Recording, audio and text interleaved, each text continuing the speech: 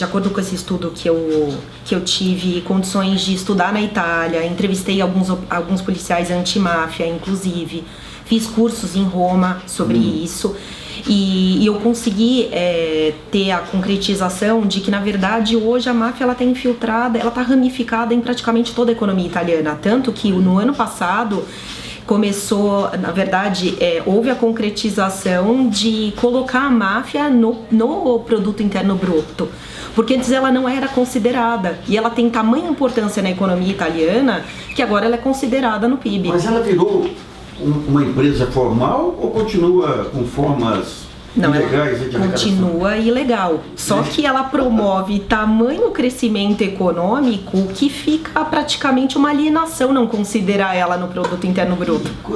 Quais setores que ela atua? Ela atua no de reciclagem de lixo e na zona hoteleira, em produtos alimentícios, em escolas, em hospitais, em praticamente tudo. E existe uma combinação de interesses entre as organizações criminosas de tipo mafioso com os organismos públicos. Então, geralmente tem alguns colarinhos brancos, que nós chamamos aqueles indivíduos que facilitam legislações, que facilitam propostas, que revelam segredos de algumas empresas ou organismos públicos.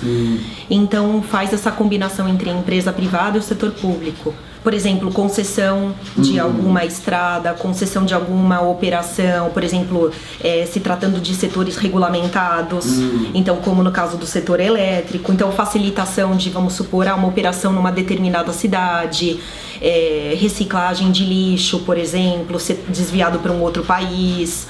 Então existe uma série de facilitações que a máfia entrava e contribuía. O lixo também era o lixo também. Impressionante como o caso Carlinhos Cachoeira aqui, ele mapeou, reproduziu esse mesmo modelão.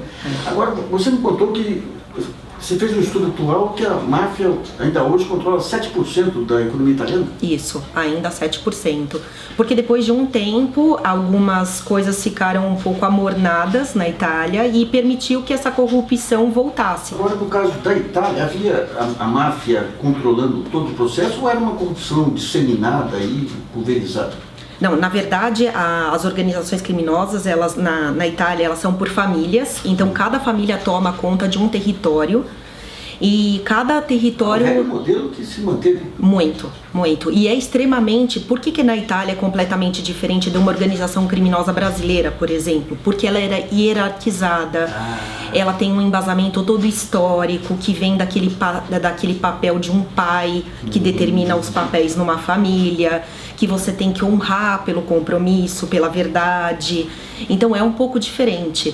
Mas agora está tendo um pouquinho de algumas mudanças devido a essa alta internacionalização da máfia, que seria, por exemplo, um pouco mais violenta do que costumava ser, ter alguns históricos de estupro, por exemplo, que não ocorriam. A questão familiar era sagrada para eles. Exatamente. Só que nem eles concordam com isso, mas foi por conta de envolver outras nações que não preservavam alguns valores da sociedade italiana. E parceria com outras organizações criminosas. Quem são essas organizações parceiras? Por exemplo, russas, romenas, japonesas e chinesas são as mais fortes. Esse avanço da cooperação internacional, o avanço dos ministérios públicos sobre paraísos fiscais e tudo, elas são submetidas a um cerco hoje internacional, né? Sim, ainda está bastante em trâmite, né? Tanto que até, por exemplo, se tratando do Brasil e da Suíça, eles estão se comprometendo à divulgação, né, de contas internacionais, dos paraísos fiscais,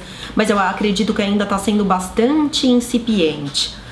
Eu acredito que ainda tem muito a se desenvolver. Eu acredito que a tendência é bastante positiva. Quer dizer, eles vão ter que se formalizar de qualquer jeito, então. Eu acredito que sim. Quando a gente estuda organizações criminosas, nós temos que estudar os índices chamados cifras negras, que são números, de certa forma, qualitativos e aproximados, porque tudo depende de número de denúncias, número de atentados, então não existe uma estatística concreta, certa, desses números, principalmente no sistema financeiro.